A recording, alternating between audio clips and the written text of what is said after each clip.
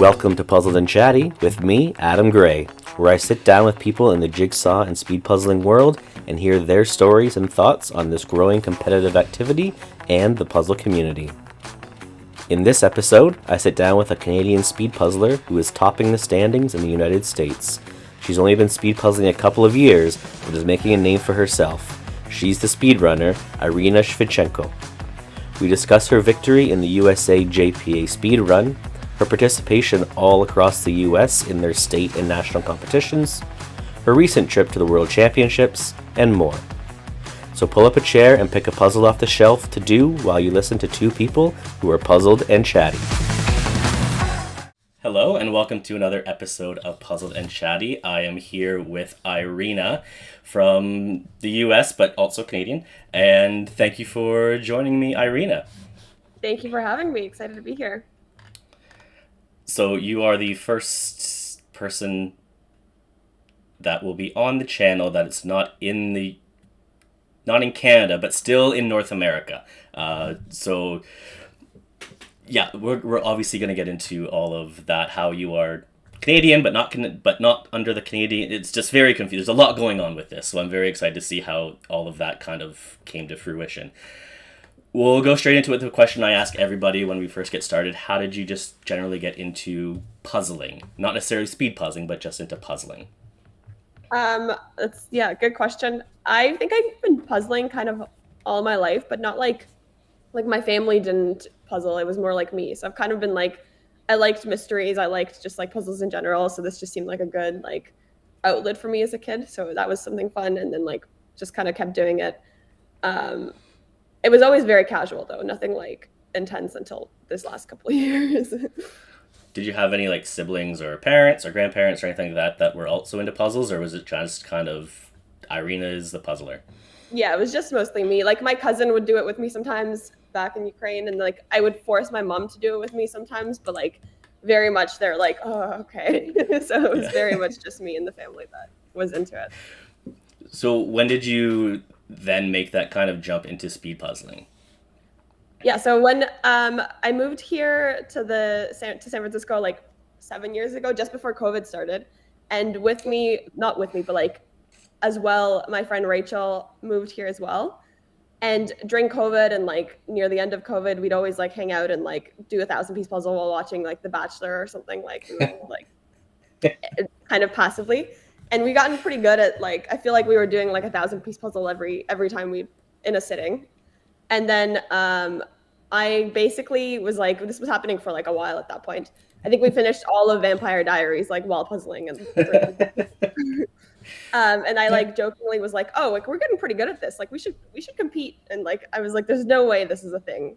And so I Googled like San Francisco Bay Area, like speed puzzling, something like that. And I found like an Eventbrite for a Half Moon Bay wooden jigsaw puzzle or like a wooden puzzle contest. And I was like, oh, let's do that. I didn't know that was a thing. And so like we showed up at that place, and that was kind of our first intro to speed puzzling, but I can go into more. So your first experience was with your first speed puzzling actual competition was a wooden puzzle competition? Yeah, so we didn't even know like this was very before even like knowing about like speed puzzling the genre. I hadn't gone into like the whole rabbit hole. I just Googled like local events. And so we showed up at this contest, like it was local in a cafe kind of with like only 20 pairs, something like that. And I didn't really know what a wooden puzzle was. So I like kind of skimmed over the intro of like it's like wooden puzzle. I'm like, oh, okay, I don't know. Like it'll probably just be like one of those wooden jigsaw puzzles. It's fine. So we hadn't practiced with Rachel like ever before. And so we showed up at this cafe. We're like, okay, let's talk strategy. Like, so we're literally sitting there, we're like waiting for it to start, like discussing what we're gonna do. Like, should we do edges? Should we flip? Like the whole thing. And then we got the puzzle and then like opened it, and we're like, we just saw these like whimsy wooden pieces come out, and we're like, okay, ignore everything we just discussed and just like do what feels right. And so we kind of like scrammed our way, and it was really fun. So we did that a couple times. Did you win? No, we came like third that first time. I think we were always coming around third because there's so many good Bay Area puzzlers. So I didn't even know that these people were coming there at that point. But after we'd done these like wooden ones a couple of times because they were held monthly, I think. We met a couple, like we saw maybe like 3 or 4 in, we saw this like group after the contest, these group of 4 people like racing a regular jigsaw puzzle on the side, like after the contest was over. And we're like, Normal puzzle. yeah, like a normal puzzle. So we were like, what are they doing? We should ask them questions. So we like scampered, walked our way over, and we're like, what are you guys doing? And they're like, oh, we're practicing. And we're like, what are you practicing for? So we asked them like more detailed questions about speed puzzling. And Susanna was like, she's one of the like Bay Area puzzlers. She sent me an email that was like, I don't know, multiple paragraphs of like, this is what speedpuzzling.com is, this is like what Worlds is, blah, blah, blah. And I was like, okay. And that's when I went down the real rabbit hole of speed puzzling. It was really fun. That's interesting, because most people, that's not how they kind of come across it. Most people, like, they stumble across a YouTube channel or something like that. But for you to, one, you looked up yourself and finding a wooden puzzle. They have a wooden puzzle competition every month? Yeah, there's like a local game store that was hosting this every month in Half Moon Bay. And do you get to keep the wooden puzzle? Well, it's like Is a it pair. expensive? So yeah, But still, it's not. Yeah, it's pretty expensive. I think it was like $100. I was gonna Yeah. So we did it a couple of times. We're like, this is a lot. But the wooden puzzles are beautiful, and some of them were like, They are. Yeah. So you do get to keep them. Expensive. That's the thing. That's what I was wondering if it's. Yeah, it was pricier than normal. Yes. Yeah. Once you start going to the other stuff. Yeah. So. It's just, and then you found someone in the wild just doing a puzzle and stumbled across them, which is, I think it's a hilarious way to figure that out. So it was you and your roommate, correct, at the time? So we went to the friend, but we were in the same program in university. So I went to the University of Waterloo, and both me and my partner and her partner ended up moving here around, like, we're a 10-minute walk from each other, but we've been living here, both of us separately, but here together, which is kind of fun. So we've been friends for a long time. I know this isn't about Rachel, right? Rachel? Yeah. Also Canadian? Yeah, she also we both studied systems design engineering at Waterloo. So we're both like in the group of 70 people. Yeah. It's not University of Guelph, but that's okay. No bias. Yes, that's where I am right now. So I'm liking the Canadian invasion of speed puzzling into the States. Absolutely love it. Hopefully there's more. So you mentioned speedpuzzling.com was introduced to you at that point. So it's mostly virtual competitions, not all virtual competitions. I've never actually talked about my speedpuzzling.com on this channel with anybody. Can you just kind of explain what it is? Because I don't think I'm fully up to date with it either. So this person named Jonathan is the one who runs it. So he hosts, basically every month he hosts 1 day of solo events. So like there's a 300, a 500, and sometimes like a USAJPA sponsored 500 one. And then 2 weeks later is like a pair team one. So there's a 500 and 1,000. And so those are the ones that are virtual. So you can sign up early, and like he mails you, I should have brought it downstairs, but he mails you wrapped in like plastic. So you have no idea what the contest is, but you can't open it until the day off. So you just have mailed puzzles, and then you join the Zoom and you do the contest online. So you can sign up for basically all of them for the year because he does these monthly. So there's a lot of. So so the Canadian Jigsaw Puzzle, she does similar it's just a virtual event, but this isn't part of the US Jigsaw Puzzle Association, right? It's separate from that? This is separate. He does run like every maybe 2 months. I don't remember how often. There's like a USAJPA sponsored one. So on top of his like regular ones, you can sign up with your like USAJPA membership and like do a one that counts towards the like rankings. Yeah. And you have to do those live, because for his regular ones, you can like submit them offline and they count towards his results, but you can't do that for the official ones. Yeah, and I think there's a couple other, like some of our top Canadian speed puzzlers. I think Tess McLaughlin and Devin Donaldson, I think at some point might have done myspeedpuzzling.com because we didn't really have much in Canada at the start, so we have to source from other places. So it's nice that they also ship to Canada and a few other places as well. Um, when would you say you started the like proper speed puzzling? Yeah. So after I read this email of all this like this details, me and Rachel, we signed up for the state, like California State Championship in 2023. I think it was, oh no, yeah, November 2023. We just did the pair one together. So that was my first like real official jigsaw puzzle contest. And we did pretty well. We were really happy. I think we practiced for like 3 weeks straight of like almost every day. We'd like go to each other's houses and be like, okay. So we were really happy with how it went. And we also used, so the nice thing about myspeedpuzzling.com is because there's so many contests, there's like a lot that you can look at the results and see how you would like rank with if you did the same puzzle at the same time. So like we would like try to scout out and find the puzzles they used and like do those puzzles and compare how our times would have been. And we were like, okay, we're like top half, like we'll see. It'll go okay. So we were pretty confident it'll be like fine. But yeah, it was really fun. And then when did you just, because soon, that's November 2023, so essentially we're done 2023, moving into 2024.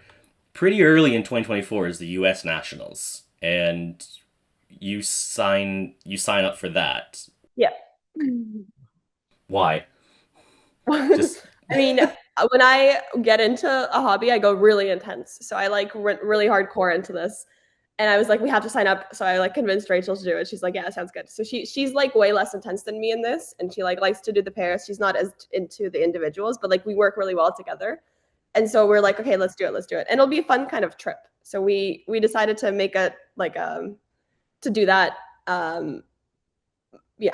I think it wasn't too far either, since San Diego is only like an hour flight from here. So we're like, well, let's do it. Let's make it happen. So it wasn't that hard to convince each other, I guess. Yeah, and it's well, you're in California, and San Francisco is lovely, but San Diego is very nice. Just a weekend trip to San Diego would be nice. Yeah, it's. So when we were like, yeah, we'll have fun there. Like we'll go out, whatever. We did not leave the block of like the puzzling area. Like we stayed like in a hotel. It was like kind of on the outskirts of San Diego, and the contest was in one hotel, and our hotel was like kind of like around the highway, if that makes sense. We didn't leave that block. Every time we ate, we would just go to another corner of like that area because we were just so intense in the puzzling area. But it was fun. It's funny how that, like I said this, and we're gonna get to Worlds in a minute, but I said the same thing going over to Spain this year. Oh, I'll be able to go and see stuff. I'll be able to like kind of move around when I'm not puzzling because it's only like an hour, 2 hours a day. Then I can go somewhere else. Absolutely never happened. You just stay in that one section. So you go into nationals and you do all three of the events right off the bat. Since we're already talking about pairs, we'll just do pairs first. You're paired with Rachel, obviously.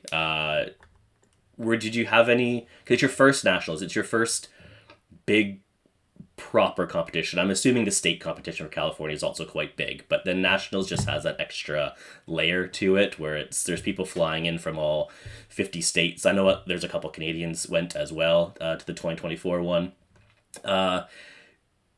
What did you have expectations going into this? Because you said you go really into a hobby once you start it, or was this kind of we'll just see how it goes?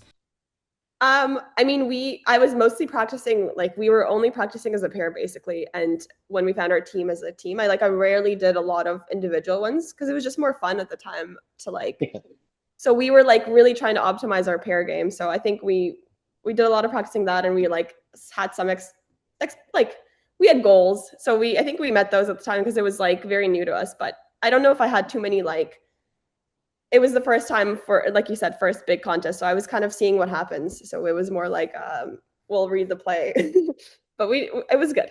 I don't know if that answers your question, but. Oh, no, it does. It's so that's actually answers a lot of questions I'll have all the way through.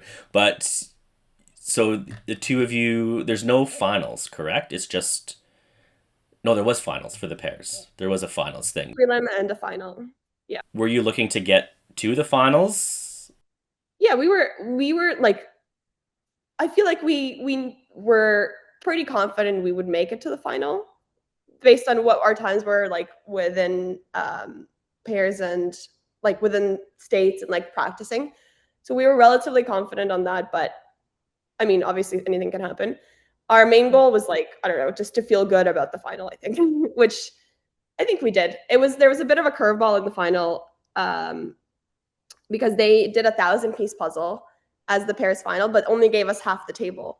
And so that's one thing we did in practice. Yeah, like how to space manage 1,000-piece puzzle on like half a table. So we were like panicking a little bit during that part. So that felt a little iffy, but otherwise, like we didn't have too high expectations. I think we met what we wanted, and like it was very more relaxed in the first one, I think. Yeah, so you do finish. I have it. You have finished 14th in the qualifier, so you move through, no problem. I did not. I knew the U.S. did 1,000-piece puzzle last year for the pairs final. They didn't this year. I didn't know it was on half of it. That you can't space manage that. That's especially if you don't bring tray. Did you know in advance it was going to be a half table for the final? Yeah, I think we found it was like we kind of started doing the researching like not too like a little too close to it. So we did know in advance, but I don't think we brought big enough trays to account for that. No, you have to bring another table. Like it's that's it was fine. I mean, at least everyone was kind of in the same boat of like, and some people managed it better, and I think obviously performed better because of that. But we panicked, but it's fine. You still finished 33rd overall, which in the States is probably right up there with the toughest national competition, I would think. Because there's so many people that they can pick from. It's a big population, and it's also there's heavily influenced by some very well-known speed puzzlers in the States kind of push it through. You have Ravensburger factories right in the country. So many things are helping with that. So finishing 33rd in a pair straight off the bat, I think that's a good finish. We were happy. We were celebrating for sure. Individuals, though, you said you didn't really practice for individuals. Did you feel prepared going in? I think because we did so much pairs practice, like I felt okay on the puzzling side, but maybe not as much on like how to like manage my own space versus like working together. If that makes sense. So I probably could have like figured that out more, but I felt okay coming. Like it was gonna be okay regardless. Is kind of what my mindset was, because it was the first this was my first real individual contest, because the California states I only did pairs. So I was kind of like, I was going to be okay with whatever happened. It was more like for the experience and seeing how it could go. And I was pretty happy with how it went. I think, I was pretty happy. I also think the States nationals in particular tend to have more difficult puzzles especially their qualifying rounds, it seems, and they're always very themed as well. So I think last year was food themed qualifier puzzles. Last year was, I guess this year. So 2025 was like flower themed. And I think 2020. I think it was all food. Yeah, mine was like the fiesta time. So it was like the Mexican like themed one. So like all the like guacs and I don't remember what it was on there, but it was big hat, the blue hat. I remember, but is that kind of your preferred style of puzzle, or do you have a preferred style of puzzle? I think my like ideal puzzle is something that has like a lot of like color blocks of different textures. So like kind of a little busy, a little like a lot of anchors, like a lot of things going on. So I don't love big swaths of the same color or like, I like a little bit of a chaotic puzzle. Yeah, it does. I think busy puzzles, they kind of suit me better as well. If it's one, like I don't like puzzles you have to grind your way through them. Neither of us were in the Worlds round this year with that Paris puzzle in the semifinal. Like that would have been my nightmare situation. It's just I don't like it unless you know like the pattern of the puzzle or like the actual grid itself, the cut. It's very difficult. Have you tried to cut it all out of curiosity, or like have you gone down that rabbit hole? Which one? Sorry. Like the Ravensburger cut. Have you tried to like memorize it at all? Yeah, you have. Did it work? No, like I didn't do it as in like there's some pieces I can just see it and I know where they go in that puzzle. especially because for the 500s they keep printing. They haven't really changed it up recently. It's been the same one, same cut over and over again. So like that piece where it has like no nubs, that little corner piece. We know exactly where that one goes. The four, that's in the bottom corner or the top corner. Some of the fours we know.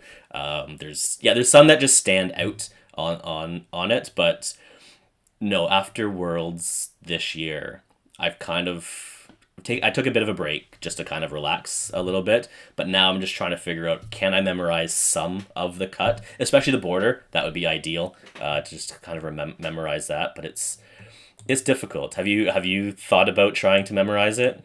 I mean, I've tried. It doesn't work. I just Yeah. don't have that, like, I don't think I have those brain like connections that make me able to do that. I do have a couple of pieces like you mentioned that I like kind of know where they go because they're unique. But Yeah. like other than that, I don't even think it's gonna happen for me because they're so similar. But yeah, I've tried. I figure if I can at least narrow it down to knowing what type of piece to look for, or kind of that, because if I think about, okay, Worlds is next year, probably in September again. That's 300 days away. If I can memorize like one or two pieces each day and just kind of repeat all the way through, you never know. I'm not going to, but it's realistic, and I know there are definitely some people that have a pretty good handle on the the specific cut. So it would be interesting if, say, Ravensburger's a sponsor next year for Worlds or whatever other big comp, if they randomly switched it up and just had a special cut puzzle just for that. I think you see some people panic Yeah, significantly, and it would be funny. it would be. I Um, want to do that really badly. Just throw a little wrench in the mix. But yeah, they have the resources. I don't know why they couldn't. It'd be funny, but I think they want to see as fast as possible, and that's one way to kind of make sure it's faster. But whatever. Um, yeah, just really quickly with the rest of your first nationals, you do make it through 12th in your qualifying. Was that unexpected, expected? honestly, don't even. I was really happy. I remember like because I like Yeah. I completely like zone out when the like puzzle was happening, so I didn't know like. And then people started cheering, so I think that like started freaking me out a little. But then I was once I got finished and I came 12th, I was like, okay, we're good. I was really happy at the time. So I don't know what I was expecting, but I ended up feeling good. So Yeah, and you make it through to the final, and um, hot air balloons was the final one. It's one that's been done a lot now. I think I have it behind me here. Um, a different type of puzzle as well. It's not food based, which is nice. But it's almost like a mirror background, which can be tough for some people. Um, you you finished 38th overall, which again, it's a very good result for your first U.S. nationals.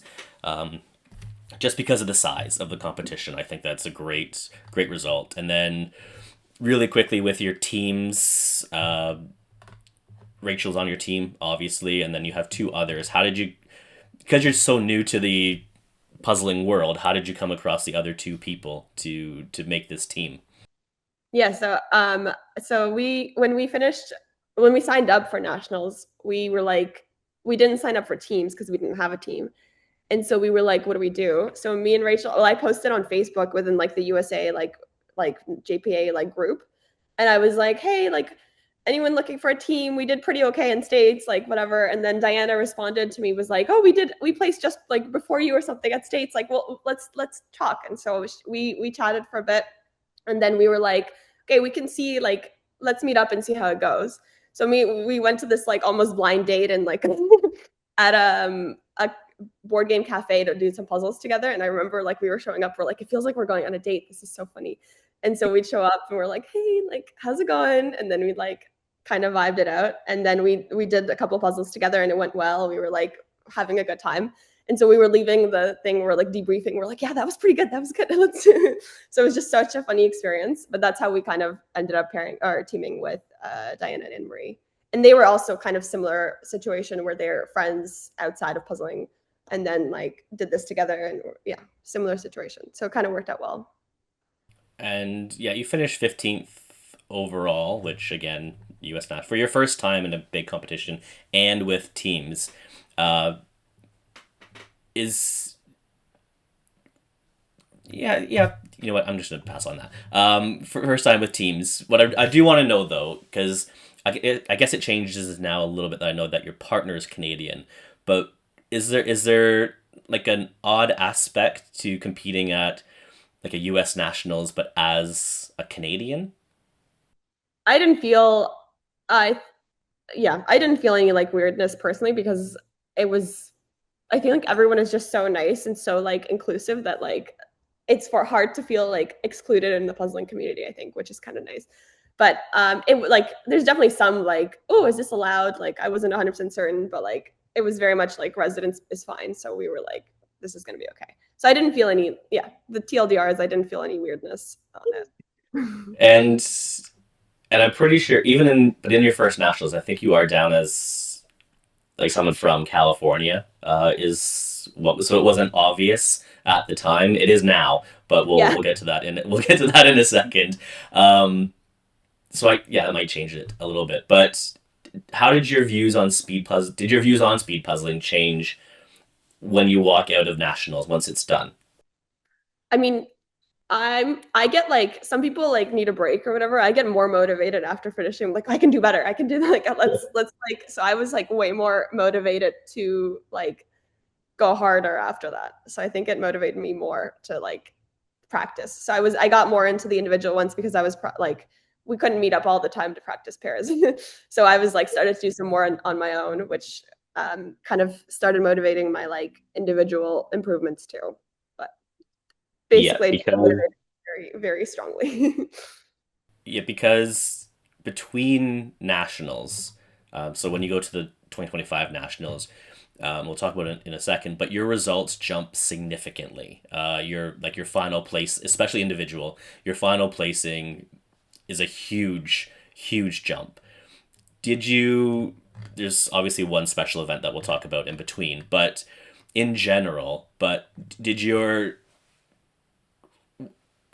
just because the jump is so big, did you do anything significantly different? Like, I'm sure people are wondering. Like, I know people watch this for like looking for advice, stuff like that. Was there special training that you want to share? You don't have to give away all secrets because we're still competing with people. But it's is there anything you did in particular to train over the next 12 months that kind of stands out to you? um, I honestly like I people have asked me this. I'm not sure what changed exactly, but like I think a couple of things that stand out is I actually started practicing more Ravensburger puzzles because I wasn't doing that. I didn't have a lot of them at home, and now I've been like hoarding them at after trades. So I've been like I have my Ravensburger stack now that I practice more. So I think doing the actual brand does actually help quite a bit. And also the speed run. So we'll talk about that after. I think that I can talk about it more how that helped. And then I just doing more in general. Like I was doing so many puzzles near nationals. Like I was just going very intense. So I think that helped. Also, one thing that I did, I think that helped quite a bit at near the end, is just doing puzzles with my left hand only. So I would like do the full like I'd flip with both, and then I'd sit there and just like tie my hand behind or like sit on my right hand and like only work with my left hand because it was Yep. kind of shocking how not like usable my left hand was when I first tried. Like I couldn't rotate a piece with my hand. Like I couldn't do anything with it. And so when I started doing just left hand a couple of times, that kind of enabled my left hand to be more useful. So I think that also helped quite a bit. So those are my main things. And then doing the speed run, just knowing how fast I can physically go helped quite a bit. Yeah, I think the left hand thing is huge, or the non-dominant hand for left-handed people. That's a massive thing, and I don't think people focus on it enough to. And then once they really practice it, I know that's one thing that I've been trying to work on, but I sometimes just forget. Like I'll be like, okay, left hand this time, and then 5 minutes in, I'll realize I'm using two hands again. So I need to figure out a way just to remind. Sitting on my hand, that might be might be the case. Well, yeah, we'll go into the speed run then because I'm very excited to talk about the speed run in particular, and I have a lot of questions about the speed run. So, the speed run is. I'll let you explain the event. Yeah. So the like USA Jigsaw Puzzle Association every year, well, I think this is now the third year, but every year they do like one puzzle that they decide is the speedrun puzzle at the beginning of the year. And then you can do it as many times as you want during the year or between nationals, like literally as many times as you want, and try to get your time down as fast as like physically possible. And so and you can record your time. You have to like record yourself doing the puzzle as like a time lapse to prove it, and you submit your times. And so I participated in that last year, like really intensely. So I think I did the puzzle over like 200 times over the course of like a couple of months, which is just insane. But yeah, I have the puzzle. So it was this puzzle, Rainbow Cat. Yep. Right here. You have it too. Nice. Yeah. I got it specifically for this chat, and I've done it 3 times in the past 2 days to prepare for this. So yeah, lots of questions about this. It's first of all, I love how you have to submit video evidence of it. I know there's a lot of online little competitions and stuff like that. I'm not going to mention any specific ones, but where you can submit a time and then you just get put on a leaderboard, but there's no requirement of submitting the video. And I'm very much when it comes to speed puzzling, if you don't have evidence, I don't count it. It is what it is. And that even goes for the top speed puzzlers in the world. They'll post times of like, oh, I finished this in 25 minutes. Did you? I'm sure you did, but did you? Let's see the video evidence of it. There was one, and it was Victor from Poland did the blue vinyl in under 20 minutes. Just did over and over and over again. And I was talking with someone, I was like, I don't believe it. I know he's very fast. I don't believe it until I see a video of it sub 20 for that puzzle. Absolutely didn't happen. And then like an hour later, he posted the video to his YouTube page. And I watched it and I was like, I still don't believe it. I can see him do it. I don't understand how. And that's going to apply for you as well for when it comes to this. Did you have a specific goal from the start? No, absolutely not. But for I remember, sorry, I just want to go back a comment on that. I remember watching that video of Victor and I'm like, I'm doing the same thing, just like twice. So yeah, like half the time. I don't understand what he's doing different. I'm literally doing exactly the same thing, just he's moving so fast. But I remember that same video. Yeah, he's moving so fast, but at the same time, it doesn't look fast. It just looks very casual. He knows where every piece, because he's done it so many times, and I think that's going to be the case for it. I know it's the case for this, but it just knows where it's going to go in that 500 piece grid, and but again, I've done that puzzle so many times as well, where I cannot get it down that quick, and I've destroyed that puzzle as well. I've done it so many times where it's almost useless at this point. So you said you did this puzzle over about 200 times. Did you keep track of every single one written down? No, that would have been, because sometimes you would I would start it and I know it started badly and I would just scrap this attempt and try again. It was not it would have been hard to record everyone. So I started just only recording the best attempt after that, if that makes sense. How did you know that it wasn't going well? You could tell, when you're trying to get it down to under 20 minutes, if the first 3 minutes don't go well, I don't know, you know where you should be, if that makes sense, to get it to but because so at the beginning I was doing this puzzle normally, flipping, sorting, whatever, just to memorize it and try to get it down. And that was I don't think I remember trying to get it down to under 30 minutes, and I was impossible, absolutely not a thing that I could do. And then me and Diana, so my Paris partner from Worlds, she was kind of also doing this, and we had over the course of a couple of months, we're kind of messaging back and forth, being oh, are you doing this puzzle? And she's like, oh yeah, I've gotten to 35, blah blah blah. And then we'd kind of amp each other up and oh, I just got under 30, and then the other person would get excited and try to we were yeah, working together in a way. So that was a big motivator to get it down faster, if that makes sense. So we were kind of working with each other. I think that would help. I think that would be the motivation I would need. I would need a specific person I know to kind of keep bouncing back and forth between. If I could just see the leaderboard there's no full connection where it's like, all right, they're just clearly faster. But if it's someone I know, I can push a little bit more with it. Do you remember what your first attempt time was? I mean, I have the logs of the like best. I have like 64 attempts logged. So my first attempt was 52 minutes in April, so just as I got the puzzle. And then my last attempt was 17 minutes and 44 seconds in Yeah. March, so a year later. Okay, so two things with that. So 52 minutes, I'm feeling so much better because I did it for the first time yesterday and it was right around 55 minutes. I'm thinking, no way am I going to be anywhere close because I know what your, yeah, obviously your final time was 17 minutes. But the fact you went from 52 down to 7, okay, I have better hope I can get down under 30 at this point. Is this, so 17:44 is your final time. We'll just skip to that. It's the fastest time overall. You also had the second fastest time, so you finished 1 and 2 officially. Diane was third. Diana, sorry, was third, and I think you were fourth then, or something as well. Yeah. At that point, we were just like whatever was the faster time we would record. I think other people had like so. Me and Diana were kind of pushing each other, and then Nicole was the third person who officially came third. And I remember like I was looking at my logs recently, like so me and Diana were kind of going back and forth, and we were like 1 and 2 for a while. Um, and I think at like 20 minutes, when I was down to 20 minutes and like what was it, 20 minutes 48 seconds, something like that, we were like, I was like, it's not possible to go faster. It was like, this is it, this is the limit, I've reached it. And I was like, I think it was the number one, and Diana was like number two and like also couldn't beat that.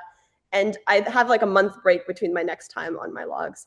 And I think Nicole came in and was like, got it to like 1935 or something. And I was like, hold up, who is this person? What did she do? Like, and then we started up again after that. But she kind of came in and was like, the three of us were then after like friendly competing in a way. And I think that motivated us. The only reason we got it down, or like I got it down to 17. And I think the only reason we got it down to so low was because the three of us were like so intensely competing and like in like a fun way. Like it was very like friendly competition. And we met up with each other.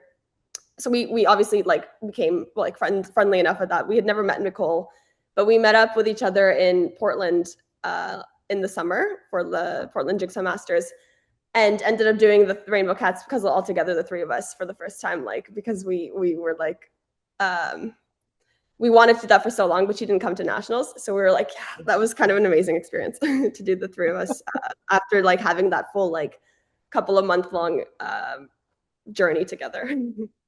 Did you do the puzzle as like a group of three or three individuals going up against each As a other? group of three. So we ended up doing it all together. I think it was like 8 minutes and like 50 something seconds. So I was yeah. gonna say like just open the box, it's just assembled, it's just done. It's it. Except So like, sorry, go ahead. I'll no go no after go you.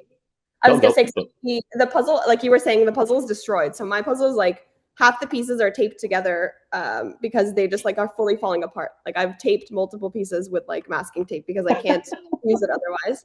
And so this is not just me. Like all three of us had issues like this with our puzzles. And so there was two different cuts of the puzzle. I don't know if you knew that. I And did so not. yeah, so that was a big I'll talk about it in a sec. But thankfully Becca Taylor had the original cut and brought like an unopened copy of the original cut. And so she brought that to Portland Jigsaw Masters, and we were able to do it with like a fresh version of the original cut. Because the one that you have is probably a new cut, which I purchased, and I tried to do the different new cut. And because I had every single piece memorized of the old cut, I just could not do it. There was no chance of me getting the new cut down to the same time. So that was like a Yeah, I whole other, wonder. yeah. I wonder. I'm gonna look into that to see which version I have. Probably it's probably the newer cut, but who knows? And there's also like there's a 1,000 piece version of the same puzzle as well. Uh, so yeah, it's so yeah. You mentioned you had every piece memorized, but is that specifically the piece itself, or you knew that this piece with this design on it went in this location? I mean, a little bit of both. Like there's the cut that I have is more random than the new cut, if that makes sense. So there Yes. was like really way more distinct pieces. So I knew a little bit of like what the piece is, but if for the more like unique ones, I knew just like based on the pattern. But like I could pick up any piece and I knew exactly what cat it belonged to and what book or whatever. Like I knew where it went almost precisely after like whatever 200 attempts at this. Yeah. So my strategy ended up being just like dumping the puzzles, just grabbing handfuls and just like placing them exactly where they belong in the puzzle. Yeah, I watched the video of your fastest attempt, and yeah, you don't flip anything. It's just a pile of pieces, and you just pick them up and just putting them down. Essentially, what Victor did with the blue disc. It's so yeah, you would have had to have I guess after 200 times, that's going to happen. When you got under 20 minutes for the first time, so I think I saw it was 1937 is the first posted one that I saw, sub 20. At what point do you think you've maxed out? I thought I maxed out every single time. Every time I beat my priest, I was like, there's no way I could do faster. There's absolutely no way. And then somebody would beat you. And then I would like, okay, motivation to I know it's possible. So that's where like the idea and like knowing that something is possible was what motivated me to keep going, if that makes sense. Because I fully thought like under 20 is just not even like it wasn't possible in my head. Yeah, and I did the math, but I forgot. Oh, there it is. Yeah, it's about one piece every 2 seconds is what it works out to, and that's one. Yeah, memory will play a huge factor when it comes down to that. No one is doing a 500 piece in 17 minutes on a first attempt. That would be crazy. It's yeah, I'm looking at the information from it, and it's shocking every time. Like I go through how fast that possibly is. Does it feel like you're going slow now when you finish a puzzle like in 40 minutes? I mean, no, because I felt it was just such a different experience, I think. Like doing the speed run, it was pure like I was listening to an audiobook and just going from like it was like very much like what's that word? Like just autopilot, if that makes sense. Like I was like I knew Like a each muscle memory type of thing. memory of like where each puzzle where each puzzle piece went. And so like I was like distracting myself with an audiobook slightly, like getting rid of like the thinking part of my brain and just working was what worked well on that. But you can't do that with an actual puzzle like first try because you have to figure out where each piece goes, things like that. So it's just like such a different experience, I think, to do that after just from memory. Yeah, it's still going to be surprising to me every time. Like I'm going to attempt to get this down to under 30. I've only ever done one other puzzle under 30, but I'm a bit disappointed that you said that your puzzles fallen apart because they do seem like they're more sturdy pieces than Ravensburger puzzles. So I hope it lasts until I can get down to around that, but there's absolutely no chance 17 minutes would ever happen. You also won the pairs version of this as well with Diana, 11 minutes 36 seconds, which again a crazy time, but you didn't try to get under 10 minutes. Just I mean, give up. we only met up a couple of times, so we did try. I mean, don't get me wrong, but it's so different. Like each of us kind of had our own way of doing it. Like when you combine, it's not like it scales linearly down. Like you can't just divide the time in half. And so because she would have to do it, or like one of us would have to do it upside down, so it like just changes how you're doing it. So we weren't able to get it down to like what just half our time would be, but we were happy with it. Our main goal was to like come first. Like yeah. I would think so. Yeah, 11:36. That's yeah. I'd be happy with a pairs puzzle taking that amount of time. When you're going that fast with a partner, though, because that's incredibly fast. I think 19 minutes is the fastest I've had with a partner, and that was again quite fast going through it. It was one of the postcards. And when you're going that fast with a partner, are there like challenges that come up that you didn't expect to happen? I mean, so again, this one is like so different because we are very much just picking up a piece and placing it exactly where it goes.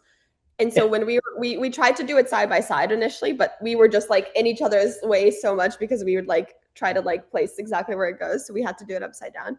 But yeah, you really get into each other's ways, and you have to just like fully be okay with like physical content. So it's very like I think it would be different if it was like a fresh new puzzle where we're actually flipping and whatever, and you're going that fast. But The physical contact bit's funny. Are either of you a puzzle partner that says sorry every time you bump into somebody? not anymore. I was Good. initially. Oh, Oh, okay. sorry. Oh, my bad. That- Like not where you just have to like Yeah. we're gonna get into each other's ways and it's gonna be okay. Yeah.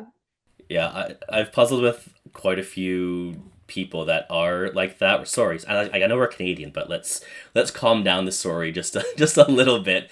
And it gets to the point where it's like, stop saying sorry. Like, you're not doing it on. I get that. Like, if you punch me in the face while we're doing this, then okay, then we have an issue. But just like bumping hands, it's going to happen. It's not the end of the world. Have you? Yeah, yeah. Have you replicated this type of speed with like a Ravensburger puzzle or gotten somewhat close to it? No, like it would take so long. And I think I'm very much like competition motivated. And so without like having like an actual competition to do this in like the going back and forth with someone like that, just whole external motivation, like internally I'm not going to motivate myself to get it down to that time. And it took so much of my life for so many months. Like so yeah. Yeah. Yeah, 200 attempts, plus pairs attempts. That being said, have they released the new one?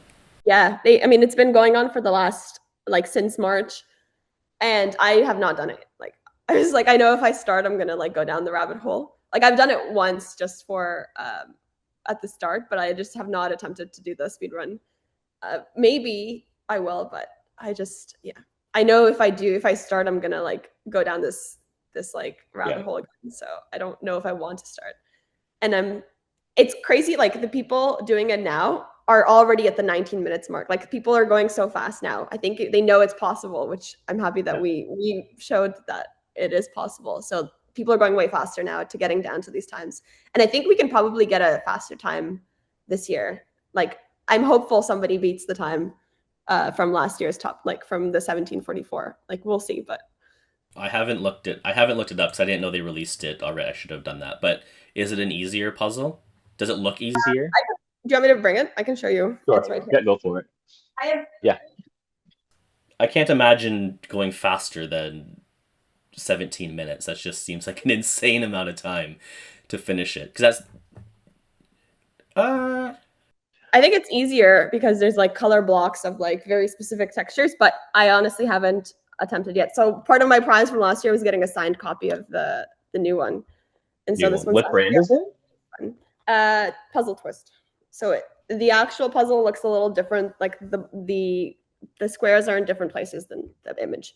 So that kind of messes with me too, because I'm very much an image driven puzzler. Like I have to look at the image. So the first time I did it, I was like, what's happening? So yeah, I haven't gone down that hole yet.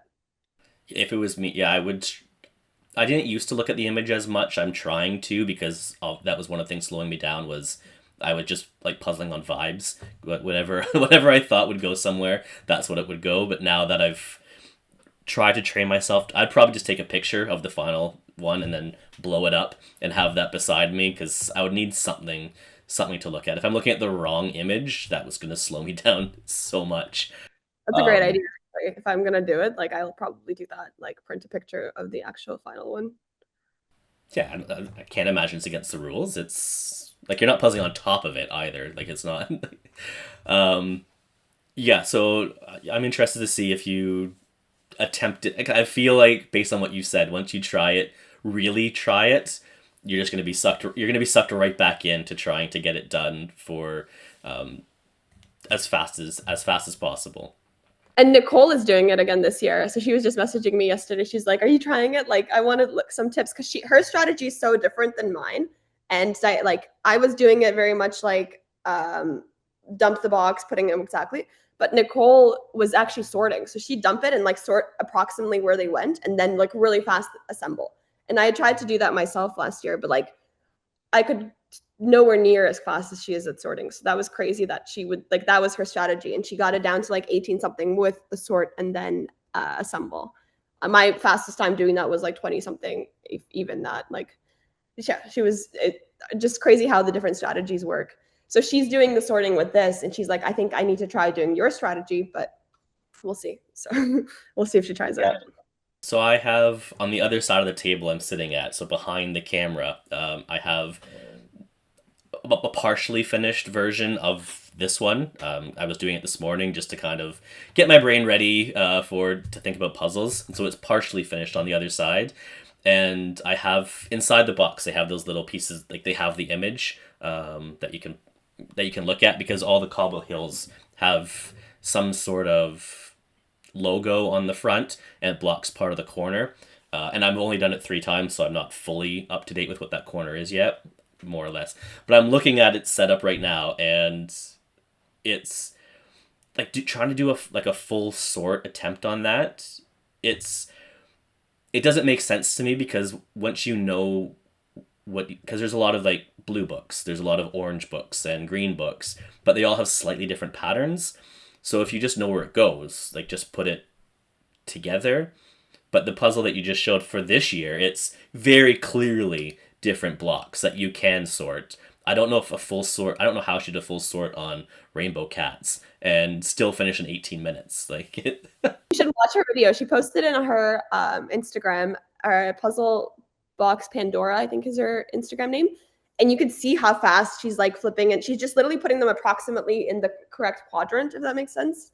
And then just like assembling lightning speed. Like, it was crazy. So she's really good at that. You should see the video and you'll see what she does. But I will watch that video. I think I might already follow her. We'll see. But yeah, I will definitely look at that. So yeah, congratulations on winning that competition. That's again. So you mentioned before that kind of doing that speed run influenced kind of how you went into regular speed puzzling as well. Is it just because you knew how fast your hands can now move? Yeah, I think that was the big thing. Like, knowing that I could do it in 17 minutes and whatever, 44 seconds was just like mind blowing. So I was like, just knowing that my hands could move that fast. And my only blocker is kind of like knowing where the pieces go, which is a big blocker, but working on that more like separately, then yeah, I think that helped a lot. And so just even mentally knowing that I can do it is like huge. And then when was there any overlap between the end of that competition and US Nationals 2025? Yeah. So the competition ended like that week of Nationals. So they always release a new one during the national, like, closing. Well, always. It's only been like a year or 2 years now. But they released the new one at Nationals last year. So they did the like ceremony, like the awards, and then like the new one. So yeah, it was right up until Nationals where we were like doing the speed run. See, that's what would mess me up, because I'd be so focused on Nationals and the Ravensburger mindset to making sure I'm up to date with that. Throwing in a random, especially because you did a full, like it's a real random cut. It's the older version of it. And going from that to a very ribbon standard Ravensburger, my mind would just be, no, to stick with one. That's where I think I would struggle. I think it was so compartmentalized in my brain though, just because it was such a different strategy that like it didn't mess up with it too much. Though it did take a lot of time to do both Nationals practice and then try to also beat this. Like, I don't even know what else I was doing with that like month of March or whatever last year, or February. No idea, but it's just gone. And then I'm gonna say the one more thing I wanted to add about the Rainbow Cat. So I was saying that this is the old cut that I have, and they released a new cut, and then we were like, I remember seeing other people doing it and like zooming in on the cut that they had, and it was different than mine, and I was like, oh, like that's interesting. And I was like, this kind of looks easier, so I bought the new cut too, just to see what it would be like. And when I did the new say that again. I said, oh yeah, why not? Obviously. Yeah, why not? Just to try it. And I tried the new cut, and it was way more like you were saying, a little less random, more like the pieces were way more uniform. But I feel like because I have this one memorized so much, like I couldn't do it as fast. And I decided to like maybe for I think it was like a couple of or week or two, I was only doing the new cut, and I just to see if I could get it down and like maybe it'll be easier with the new cut. And I like did only that for a while, and then I was like, it's not possible. Like this doesn't work. And I went back to my original cut. And I think after that, I was able to like, that's when I got like 18 minutes something because I went like from the other cut to the back to my original cut. And I think maybe I noticed more things with the old one or something changed, like with the new cut, something changed with me doing that to the new one that on my first try going back to the original cut, like I got 18 something. Like it was like um, something changed there. I don't know what exactly worked well, but like switching between them helped. That's interesting because it's the same puzzle, but yeah, that slightly different cut for it can make a difference. Like yeah, puzzles are some images are released by different brands as well.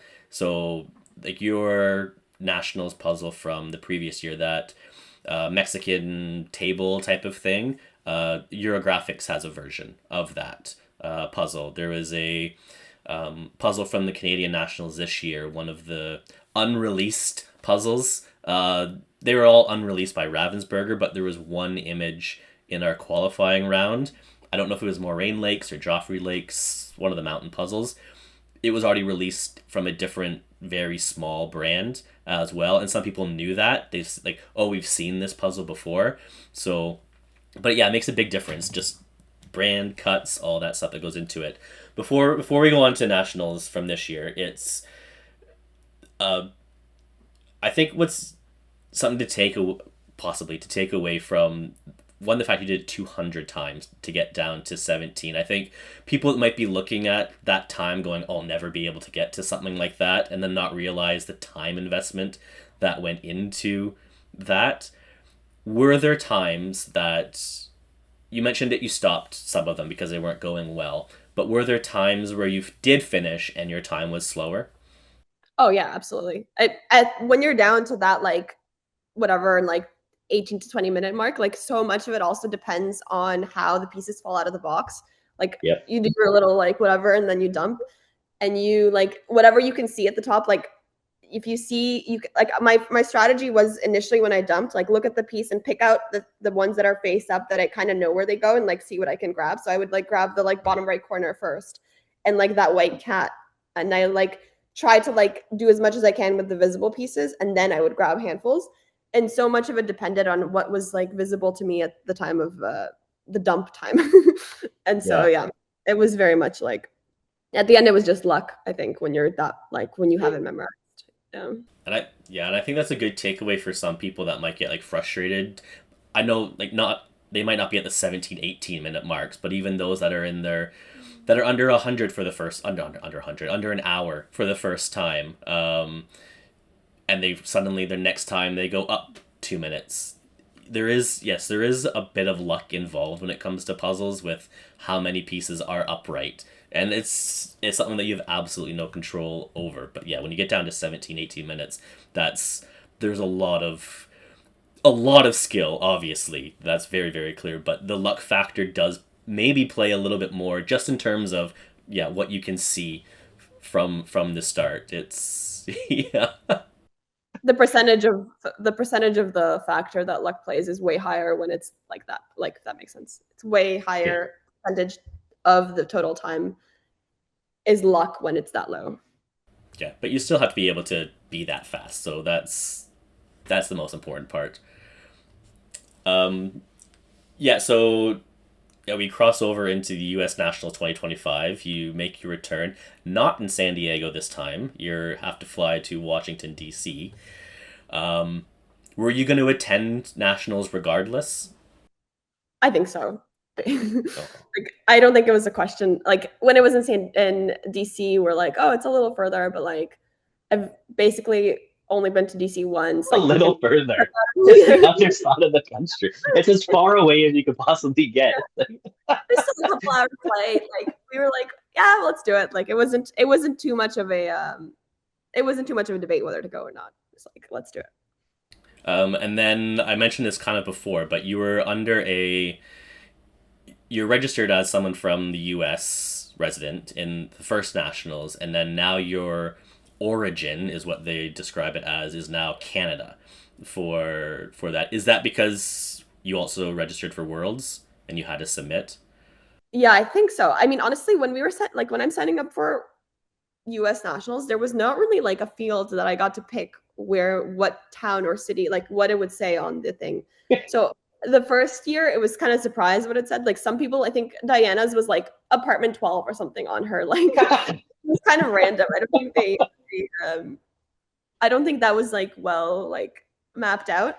And so I had no idea what it would even say the second time. Like, but because I think they linked it to the World Jigsaw Puzzle account, it used my registration from Worlds. So I mean, it was kind of fun that I was from Toronto because people were confused, especially because I came a little like I came pretty high on the final. I remember looking at some of the comments on the thing, and people were like, "Oh, why did it say she's from Toronto?" It was like Canada, that's us. Yeah. And yeah, I think that's my favorite part about this. So I'm not gonna go through. Yeah, we'll go through some of it. I'm assuming your expectations because now you've been doing this for a year and a bit. You just won the speed run event. You've done other competitions and stuff in between with your virtual stuff. There's a lot of other stuff that was going on in between. Had you yeah, you'd already done Portland, I think, at this point. One of them. Like I've been to the Portland Jigsaw Mask, so I did the 2024 one at that point. Yeah, and you've done one in Texas as well, I think. Texas. Yeah, so you've been traveling. Yeah, you have Oregon done. You have Portland, Texas done. So yeah, you've invested a lot more time into it at this point. Are your expectations higher than this year? You finished in 38th. Are you planning on being higher than 38th? I mean, I was hoping for it. Yeah, definitely. Like I knew I was. You can kind of like I knew what placement I was coming around next to like the other people competing that I know, like in the speedpuzzling.com ones. Like I knew approximately where I ranked with other people. And so Yeah. I was kind of just hoping to come around those people, if that makes sense. Like I knew that they were better than last year. So I was hoping to like be placed, like I was hoping to feel good about where I placed. But and I was hopeful that it was going to be higher, but there's a lot of really good people. So I There wasn't is. certain what was going to happen, but I was hopeful, if that makes sense. And so the theme, I don't know if they do it on purpose. I think they must. The theme for the first round was essentially flowers. I think you probably had the least flowery of the three, but in my opinion the hardest of the three. It was the and I don't I've purchased all the US national individuals and pairs puzzles from last year except for yours because I refuse to do that. It's the pink border pink flowers need to stop. That's I don't want to get into that. But pink flowers show up so much and then it had the Washington DC monument in the middle. What did you think when you saw that? Did you think it was easy? Because I was watching online and everyone's like, oh, easy puzzle. Just do the border and then the building comes together. I did not think that for a second. I honestly don't remember like what was going through my brain, but I never estimate puzzle difficulty well. Like I'm the worst at that. So I saw it, I'm like, oh, maybe I'll do the border first. And then I looked at the pieces and the border pieces were exactly the same. Like there was no way I was gonna do the border first. I'm like, okay, bail on that idea. So I would like, and then I just like, yeah, I thought it was gonna be okay, and it was not as okay as I thought it was going to be as I was actually doing it. Were you nervous at any point during that round of, oh, I might not actually finish as high as I thought? So that whole like that first day was just rough for me. So Rachel and I flew in. So we made a mistake. We decided to take like the evening flight the night before, and we got delayed or whatever. And so I arrived in DC at like 1:30, 1:40 in the morning, and we didn't get to our hotel till like 3. So I was in bed at 3 a.m. and I was like, okay, I gotta sleep. I gotta sleep a little bit because my contest was at 11. And then my body just decided that like sleep, you don't know how to sleep anymore. So I just did not sleep at all that night. And so like I was freaking out about that a little bit. And then I started doing the contest and like it just was not going well. Like I was panicking the entire time. Like it was just it was a nightmare for me. And then everyone started finishing, and at that point I'm like, oh no, am I even gonna make it? Like this is gonna be like so rough. And then it honestly turned out fine, but like not as well as I wanted it to be. So Yeah, you finished 18th, which it's lower than the previous year in the qualifier. Um, Not ideal start, but the thing with the qualifiers, you just want to make it through. Whatever place you get, you get. It's the goal is to get to the finals. Does the U.S. Nationals? I know Canada does, the Worlds does. Was there like a benefit of finishing like in the top 6 or 8 or 10? Like, did you get more space? Do those people get more space in the finals? I don't think so. I don't Good, 100% remember, but I think everyone had half a table. good. I like Good. that much better. Yeah, so you make it through into the finals, and you get a completely different type of puzzles with Home Sweet Home, which yeah, I have it behind me there. I really enjoy that puzzle. I don't think it's easy at all. I think there's a lot going on, and it's a busy puzzle, but it's painted, which makes it tougher as well. Is this more your style than the flower monument thing? Very much so. Like exponentially more my style. I was like, this is great. So I was on a roll with this one. It's exactly like my kind of puzzle. Like a lot of like colors you can pick out, and like the way I usually puzzle is like not always, but if it's something like this, I would pick out a color and just like grab everything that's yellow and like just work on all the yellow things, put them where they go, grab everything that's red, put those in and like put them where they go, things like that. So this kind of was very conducive to that. That makes sense. So Yeah, I was it is. It is. And yeah, you finished in sixth place at the U.S. Nationals, which is incredible. It's not shocking because clearly you put the effort in. I don't think any result is ever shocking, but it is a big jump from the previous year. But this is really the first 12-month period that you've had to focus on speed puzzling and not pair speed puzzling or wooden puzzles for whatever reason. And like you've actually been properly focused. So I don't think it's a surprise. My favorite part when looking at the results was just seeing Toronto, Canada show up on there in the top 6, and I'm sure that annoyed at least one American, which just makes me happy that it would just have the Canadian thing on there, which, yeah, absolutely love it. Because I think you're the only Canadian, I believe. I don't think I could see another, in the finals at least, I don't think I saw one. I don't know because she's also here and she's also Canadian. Yeah, so it's fun seeing The Canadians in the finals. I hope it doesn't switch and we see Americans, the American thing show up in the Canadian nationals, but let's hope that doesn't happen. But yeah, 6 overall I think is a great result. You enter the pairs again with Rachel. I think is that always going to be your partner for the US competitions at least? He wants to go with me. I want like we have so much fun together. It's more like like we have a good time. So assuming she wants to continue doing it with me, we'll go together. But she's way less intense than me. Like she didn't go to Worlds, obviously. So she's just not as hardcore. But we do have a great time together. So I would love to continue pairing with her if she wants to keep going. Because yeah, and you finished. Yeah, you finished in 22nd place, which is a big jump from the previous year as well. So yeah, great. And then teams, I think you have the same team as the year before, which is nice. Keeping the same team year to year because you kind of know each other. You kind of know what your styles are. A different results. I think you went.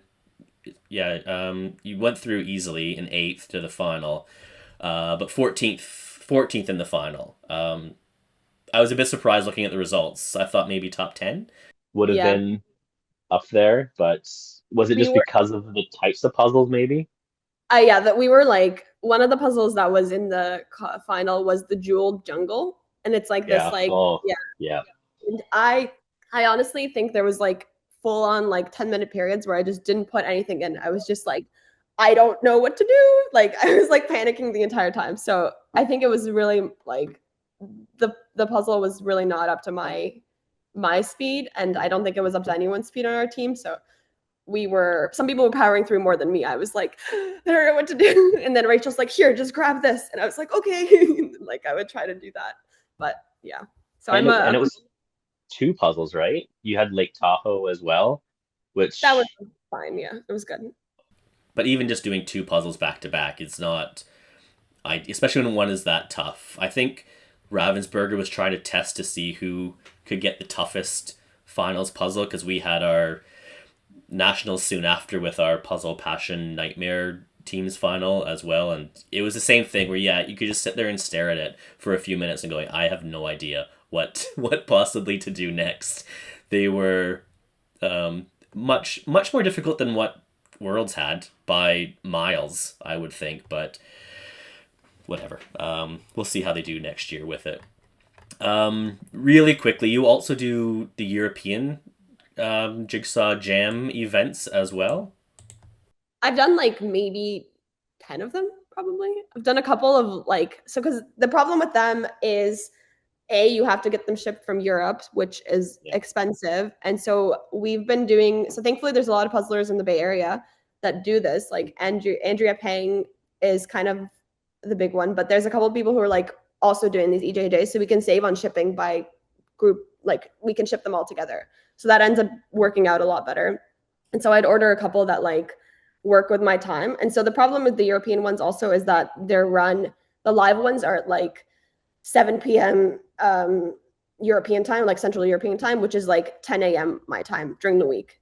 And I'm like, I can't do that because I'm working. So most of the time I do only the flex ones, which you can pre-record. But we have done, there was 2 that I did with Andrea Pang. So they sometimes do like pairs ones on the weekends. And so it'd be like 10 a.m. Sunday Central European time, which ends up being like 1 a.m. our time. And so we've done it together at 1 a.m, like, which was just chaotic, but it was so fun. So yeah, I've gone to our house in her puzzle room and we'd like 1 a.m, like let's do this. So it was fun. Yeah, I keep wanting to do the EJJ competitions, but yeah, the timing and stuff is always the most difficult part. But it's nice that option is out there. They just passed their 100th solo one earlier this week, and with some very fast times. But now I might try 1 or 2 before we get to 2026 or Worlds next year. Speaking of Worlds, you attended Worlds this year, which was great. Why did you decide to attend? I regretted not going the year before. So I was like, I remember watching all the like events and I felt so much FOMO. I was like, this looks so much fun. Like I really wanted to. And so I was like kind of in the mindset of like, I'm going to go regardless after the previous Worlds was happening. So then I had to like convince other people to go with me and find a team and pair. Did you enjoy the experience overall? Yeah, definitely. It was like, I really enjoyed it was like puzzle camp. Like we were like me and my were like in a small apartment, like in Spain, like puzzling, like whatever. Like it was just such a good experience. I think the vibe and like the people were like kind of what made it for me, but the whole actual like competition experience there was some negatives, but it was still overall very fun. Yeah, I'm not going to go into the negative. Well, it does, unless it overlaps with. I think it might in some. Yes, it does. Was it odd? I know you said it didn't really make a difference too much at the U.S. Nationals, but here you have to compete as a Canadian because it's all passport based. Was this odd competing as a Canadian, but because your partner was U.S., your team was U.S., but you are obviously under the Canadian flag as an individual. Was that odd? It was definitely a little more odd because like I knew all the US people, but I'm like, so when I first saw the Canadian people, like I had to like, hi guys, I'm Iryna. Like I had to introduce myself to everyone and like try to get myself in there. And I was like, oh, are we doing the photo? Like I wanted to be part of like Canadian, like I was trying to get my like wiggle my way a little more into the Canadian group too. But and then I was like, for the US part, I was like, I don't know if it should be in the photo. Like I was kind of like unsure like what that experience was going to be like. And so everyone was just so like everyone was very like fine with whatever. Like it was very inclusive from the like people perspective. Like their US people were like absolutely be in the photo, like whatever. And yeah, just I felt like very. So Because I know you're in the Canadian photo. You're definitely in the Canadian photo, and you're in the American one as well. I'm in like half of them. So I offered to take the photo for like the first bit, and then somebody else was like, Iryna, you have to be in it. So I was like, okay, sure. So yeah, I'm in some of them. Did you know any Canadians personally before Worlds? um, I like messaged Tess on Instagram being like, hi, please, can yeah, like I asked her for some resources for the Canadian side. So not really, no. Like that was the first person I knew was Tess, and not even knew, just like talked to her on Instagram. Which is which is really interesting because, as you know, I put out a video beforehand, kind of predicting how the Canadians would do, and I used Canadian data from the Canadian Jigsaw Puzzle Association and stuff I could easily find. It never occurred to me to look at the U.S. Nationals results because why would it? And I kind of tried to predict. I overall I predicted pretty well, I think. But then for yours, I was like, oh, maybe for your Nick, because I didn't have any information on you. I was like, oh, and then we also have Iryna in round B for the qualifiers. Maybe a dark horse. Maybe she'll do well. I don't know. I don't have enough information. The amount of comments within minutes of that video going up, people either posted on my YouTube channel or messaged me through Instagram or something going, how do you not know Iryna? Iryna finished top 6 in the US. How did you miss Iryna? And I was like, all right, let's calm down. Relax. So yes, I obviously I do apologize for missing. I won't miss it next time. That's for sure. But it's the fact that there's a lot of Canadians that knew who you were. Is that a weird feeling? A little bit, but like in yeah. a good way. Like it was, yeah. It's strange because I'm like, yeah, um, yeah. I think a lot of the like speed run and coming higher up, like people just now recognize my name a little more. It's also like a unique name, which is kind of fun. Like I think Iryna Shvydchenko is just very like, I guess, recognizable, which is kind of fun. But yeah, it's a strange feeling. Yep. It was funny. And then when we met in Spain and you introduced yourself, I'm Iryna, and then someone immediately beside going, this is Iryna, the one you missed, and I was all right, like we're here now. I was like, I apologize again. Just straight away. Yeah, just someone pointing it out. Just like, okay, we got it. It's fine. I already know who's not going to be in that video next year because that's going to be the revenge. Before we go into your specific rounds for the individuals, it was announced going into it that we're going to have to pick between 2 puzzles in the qualifier rounds for the first time they've ever done this. For reasons we don't know, but we can suspect. Were you mentally prepared for this, or was it something you wanted to see, or everyone has slightly different opinions on this? Yeah. I mean, I hate the idea of having to pick between puzzles. It's like my nightmare. Right. Like Yeah. I don't pick correctly and I never will.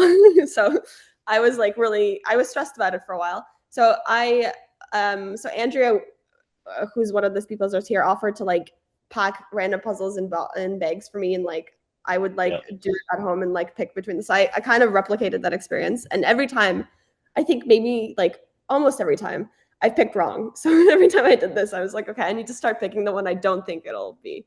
So I was kind of stressed about it, but yeah, I was hopeful that like regardless what happened, I would be able to make it to the semifinal. But especially some of the like the new ones we were predicting it was going to be like sorry, one second. Turn off sound. Some of the new ones that we were predicting it was going to be was like the butterfly, the like lionfish, like all those were like hard, and I didn't have access to all of them, so I was like, okay, we'll see. So I was freaking out for a while, but it ended up being okay. Yes, because you were in qualifier B, which was the, let's say, controversial round, in terms of puzzle choices, where it was perhaps the easiest decision between 2 puzzles. Now, someone made the argument to me afterwards that for first attempts on myspeedpuzzling.com, the circle is actually faster by a couple minutes, which I don't like the argument because it's not taking into account the audience that was looking at these two puzzles. That's taking into account the people, just general people. Anyone can submit their times to myspeedpuzzling.com. You'll have people that are finishing that puzzle in 22 minutes, and you'll have people finishing that puzzle in a couple hours. But you have to choose between Circle of Colors candies or New York postcard. Was it an easy decision? Yeah, I mean, I didn't even look at the second one. I saw the postcard. I was like, okay, this is it. Had you done the postcard before? I have not actually. I've done the other two, but I hadn't done the New York. Oh my gosh, sorry. Can you hear the text? I don't know how to turn this off. Nope, nope, nope. It's fine. We're all good. Okay, great. Sorry. So I hadn't done the New York one, but I had done the other two, like the Paris and the London one. And so I was like, it's similar enough. I'll be fine. So I happen. As you said, you're pretty confident that you're going to make it through regardless of what the puzzles were. I was most nervous for the individual qualifier. Like, I was confident I could make it through as well. But again, you don't know what puzzles are going to show up, on how it's going to be on that day. You don't know if there's going to be an issue during your round. Various things can happen. We just don't know what's going on. When Victor finished in first place with a time of 22 minutes, which is insane, was there anything that went? First of all, did you know he finished?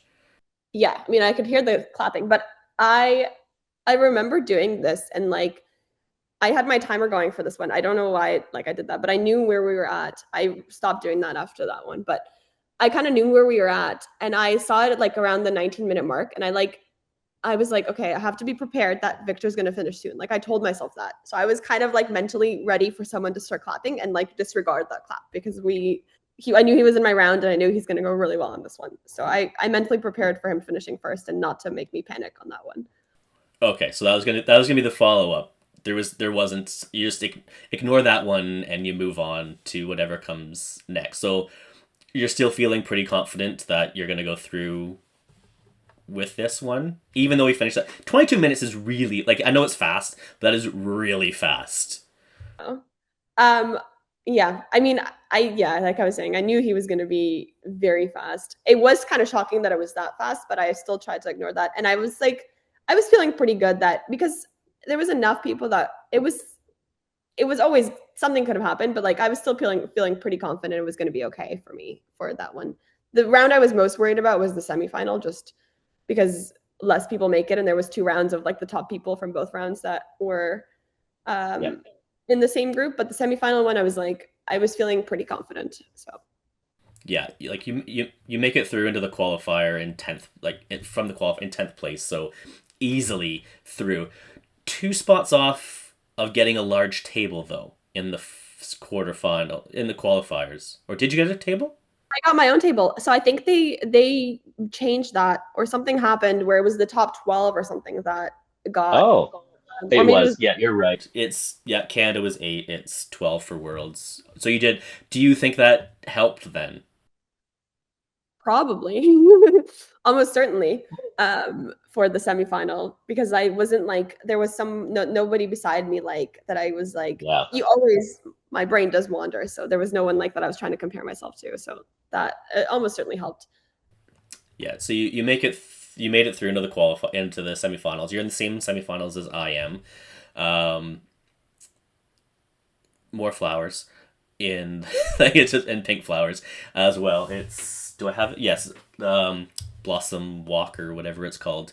It is not my type of puzzle. I was not thrilled when I saw it, and there's a lot going on. It's busy, which I do like, but the flowers throw me off. The texture of the different painting aspects of it throws me off as well, and I don't make it through into the finals. But you seem to fly through this no problem.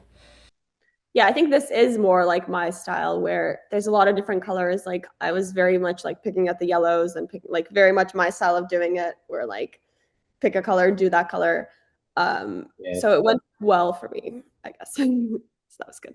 Except I was missing 4 pieces at the end. That round felt like there was a lot of like there was a lot of pieces. People had issues. I remember there was someone else that had like 4 missing sky pieces, and the other person had somebody else in the group had those sky pieces like there. But my puzzle was missing 4 pieces, which threw me off a little bit. Yeah, that happened in a few different rounds. There was the other qualifier round, which we mentioned before, which was the Paris Eiffel Tower puzzle. Not my idea of enjoyment, but the third qualifier. Do you remember that one, the Kwai Chaos? Yeah. Which one would you have preferred between Blossom Walk and Chaos? I honestly, I really like I've been saving Kawaii Chaos because I bought it after it coming back, and I like think I can go really well in that one, but I don't know how it would go for me because I've been trying to like save myself until I'm like in the Ravensburger mindset again and just try to get as fast as I can. So I think Yeah. likely I could have been faster on the Kawaii Chaos, but I did enjoy the one that I did, if that makes sense. Yeah, I would have preferred the Kawaii Chaos, but like, yeah, I bought it as well. I think it's my favorite puzzle of the entire week. I just love the whole thing about it. All the small little details is just really fun. But the same, yeah, I'm holding off to have like the perfect mindset to see how fast I can get through it and see, oh, would I have made, because I missed the finals by like 40 something seconds. Could I have possibly made it through if I was in a different round? So yeah, I'll see how that goes, but yeah, much prefer those types of puzzles. And then yeah, you make it through in 10th again, in the semifinals. Is this 10th in the qualifier? Great. 10th in the semifinal. Are you in at the World Championships? Are you expecting these types of results? I mean, for me, it really depends on my mindset, like how it's going like that way. Because if as soon as I start like if I'm relaxed and things are going well, like I can be really really fast. But as soon as I start to panic or like doubt myself or like spiral, then I drop significantly. So it's really dependent on the puzzle and how my mindset like takes on that puzzle. Um, and so I've been trying to work on staying calm and like I knew that would be a big component of how I do in the final. So yeah, we'll And see. Yeah, yeah, so you made it to the final. Was that your goal? Was to make it to the finals? that was my like. I'm not great at setting goals, so I was like, I just want to like making it to the final was obviously like a big goal, but then like I was hoping to do better than I did, but I'm still happy with how it turned out, I guess. So my goal was maybe like top 50, which I didn't reach, but it's okay. Which Okay, so into the finals. You're the first person I've spoken to on here that made it to the World Championship finals, so congratulations to that. What was it like moments before the round started? Because yeah, moments before it started. We don't know what the image is going to be. It hasn't been leaked, shockingly. And but this is it. This is, in my opinion, it's the biggest event of the week. I know the teams finals comes last on the final day, but really this is to see who the fastest in the world is. What does it feel like? Because I'm hoping to be in the situation next time. What does it feel like in those moments leading up to the start of that final round? I mean, for me, it was just like panic. okay, fair enough. I'm sitting next to Hannah from like she like Hannah L. I forgot her last how to From say her last Finland. Finland, yeah. And she's like so fast. And so I'm wondering like, do I even belong here? So I'm like, the group around me was just like so good. And I'm like panicking, like a little bit of imposter syndrome. Like I was just very much like, yeah. Yeah. So I tried to calm myself, but I still don't know how to do that properly yet because I'm kind of chaotic as a person. So, yeah, What were your thoughts on that puzzle then? I hated it. I absolutely don't like that at all. It was just way too black, way too flat. Like it started off okay, and then like it just went really downhill for me. So I didn't. Yeah. Any other like yeah, it was okay. Yeah, I haven't done the puzzle yet. I'm not looking forward to it as much. I love the theme of it. I like how it's specifically a puzzle for the World Championships. That's great. The actual puzzle itself for speed, once I saw how much black pieces are on, it doesn't look as much as you'd think. And then, yeah, watching the videos and it's just like that's a lot more black pieces than I thought. That is not easy. However, you do finish overall. You are currently the 62nd fastest puzzler in the world. What does that feel like? Good, very, very good. I don't know. It's kind of fun to.